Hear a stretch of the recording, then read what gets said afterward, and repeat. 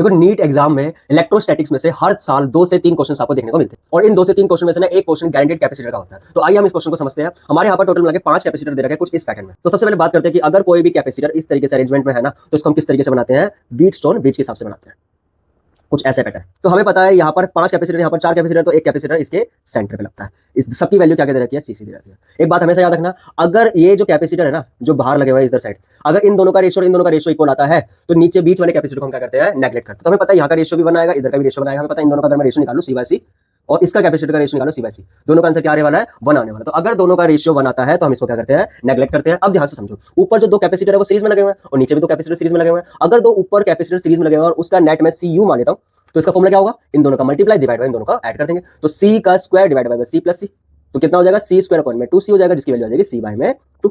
अब ध्यान से देखो, नीचे जो कैपेसिटर दे रखा है वो भी हमें पता है किसमें दे रखा है, पैरेलल में दे रखा है। जैसे दोनों को ऐड करेंगे तो यहाँ पर दोनों कैपेसिटर का स्क्वायर कर दिया और यहाँ पर दोनों को जब ऐड कर देंगे तो सेम इसका आंसर भी C बाय 2 आएगा।